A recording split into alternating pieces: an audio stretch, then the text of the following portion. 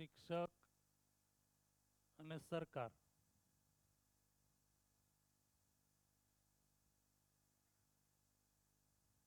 સાહેબે વાત કીધી બરોબર છે. શું કીધું એણે કે ત્રણેયમાં છે એ તમે હેતુઓની વહેંચણી કરશો ને ત્યારે ખ્યાલ આવશે કે આ ત્રણેયના હેતુઓ અલગ અલગ છે. અને એકચ્યુઅલમાં એવું જ છે. વાલી છે એની અપેક્ષાઓ કંઈક અલગ છે બાળકને સ્કૂલે ભેજવાની, મોકલવાની. બરોબર. શિક્ષક સ્કૂલે આવે છે એ અલગ હેતુથી આવે છે. શિક્ષકનો સ્કૂલે આવવાનો હેતુ શું છે એ તમને બધાને ખ્યાલ હશે. એનો અલગ હેતુ છે. સરકારનો અલગ હેતુ છે.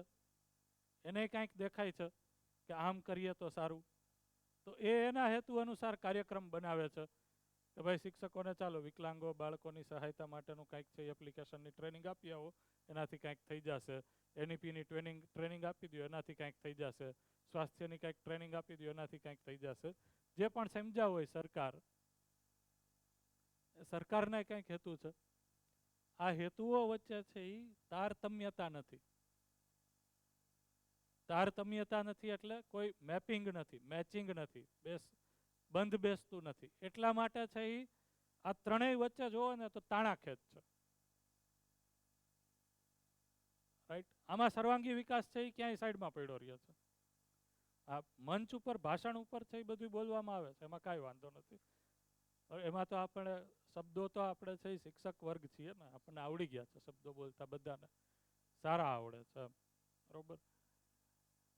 પણ એકચ્યુઅલમાં આપણે આઉટકમ જોઈએ આ બધી વસ્તુનું. અહીંયા આઉટકમ શું જોઈએ છે તો આઉટકમ છે એ આપણી અપેક્ષાઓ પ્રમાણે, એક સમાજની જે અપેક્ષા છે, એક વાલીની જે અપેક્ષા છે, બરોબર, એક માતા પિતાની જે અપેક્ષા છે, એ આઉટકમ છે એ આપણે ડિલિવર કરી શક્યા નથી. હું તો અહીંયા સુધી કહીશ કે આ જે સ્કિલનું આ સ્કિલ,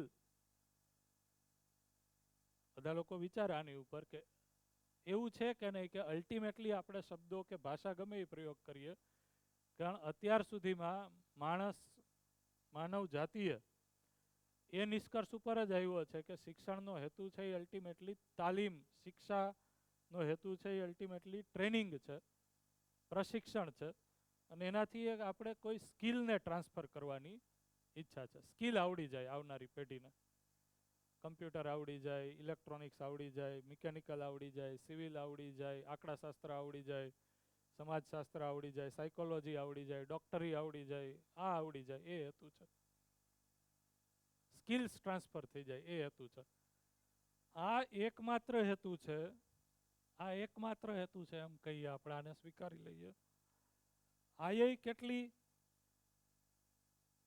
કેટલી સંતુષ્ટિપૂર્વક આપણે પૂરો કરી શક્યા છીએ એની સામે એક પ્રશ્નાર્થ છે.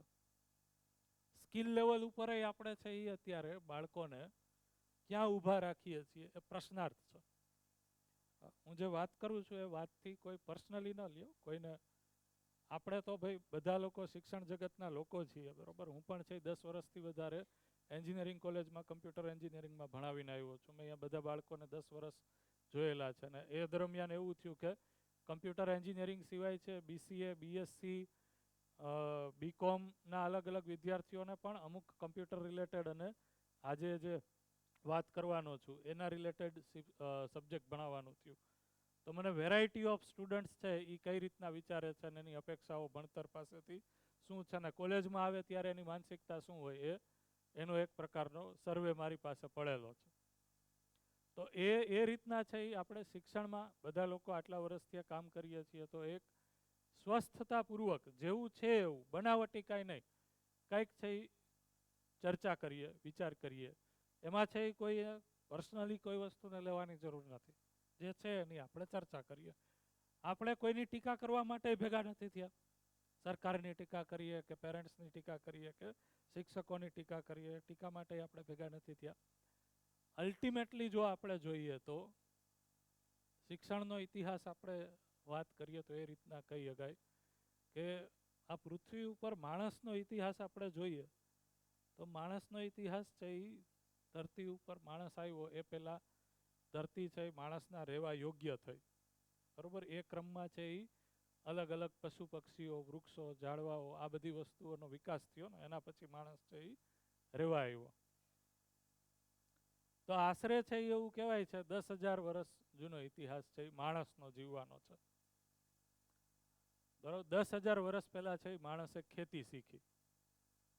5,000 વર્ષ પહેલા છે એ અલગ અલગ પ્રકારના દર્શનો અને ફિલોસોફીનો ધરતીની અલગ અલગ જગ્યાએ ઉદય થયો. ભારતમાં અલગ ફિલોસોફી છે, એ અલગ અલગ દેશોમાં છે, અલગ અલગ પ્રકારની ફિલોસોફિકલ ક્રાંતિ એનો ઉદય થયો. અને એમાં જ છે એ શિક્ષણની જરૂરિયાત આવી. એ જ ક્રમમાં છે એ ઔદ્યોગિક ક્રાંતિ આવી. ઔદ્યોગિક ક્રાંતિમાં છે એ શિક્ષણ, આ સ્કિલને ટ્રાન્સફર કરવાની જરૂરિયાત આવી કે ભાઈ આપણા ઉદ્યોગો માટે છે એ કારીગરોની જરૂર છે, તો કારીગર માટે છે એ આપણે કંઈક સ્કિલ જોશે કારીગરાઈ માટે. તો એ સ્કિલ આપણે કઈ રીતના શીખવાડશું? તો સૌ પહેલાં છે એ કારીગરાઈ માટે છે એ શિક્ષણને છે એ લેવામાં આવ્યું. એ પહેલાંનું શિક્ષણ છે એ એવું હતું જે ધાર્મિક જ્ઞાન આપતું હતું.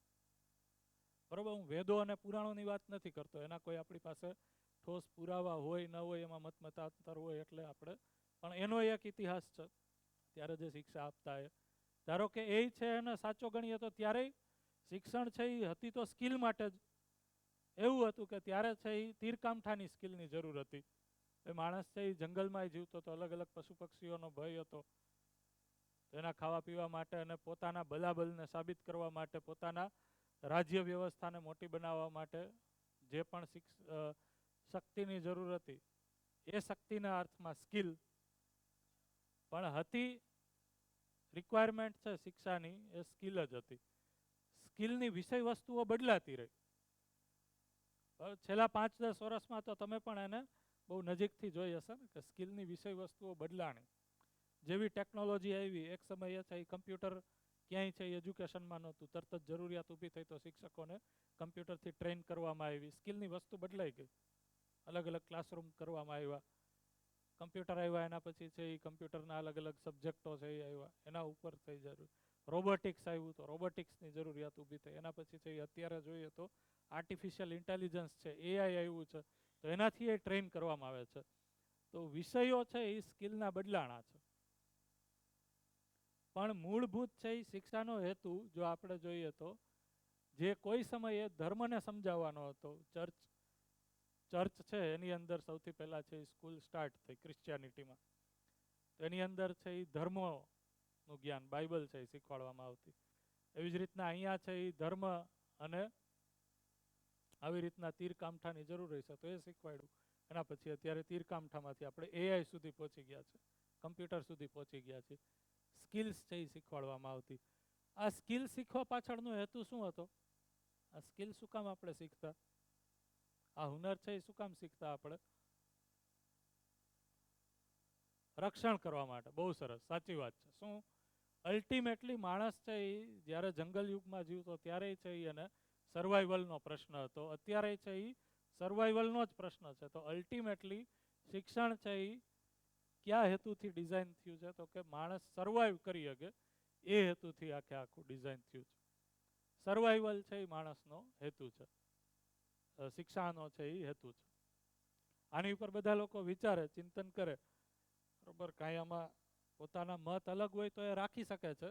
આપણે અહીંયા જે ચર્ચાઓ કરશું એ ચર્ચાનો આધાર હું અહીંયા થોડોક લખી દઉં.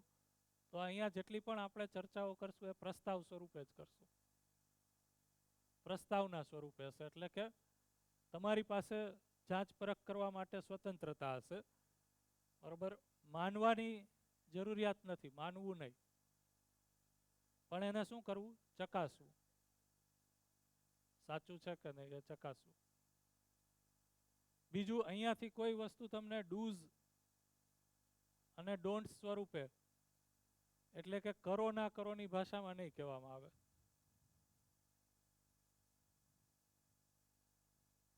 બરોબર, અહીંયા છે કોઈ આપણે ઉપદેશાત્મક ભાષા પણ નથી વાપરવાના. આટલી વસ્તુ છે એ આપણે નહીં કરીએ, એના પછી આપણે વાતચીત સ્ટાર્ટ કરશું. તો મૂળ જે મેં વાત કરી અત્યાર સુધીમાં એમાં એ પ્રયાસ કર્યો સમજવાનો કે આપણો શિક્ષણનો હેતુ છે એ ક્યાંક ને ક્યાંક સર્વાઈવલને એડ્રેસ કરવાનો હતો. માણસ પહેલાંય છે એ સર્વાઈવ કરવા માટે છે એ શીખતો હતો અને અત્યારે પણ છે એ સર્વાઈવલ માટે જ છે એ શીખે છે. જ્યારે કે માણસની મૂળ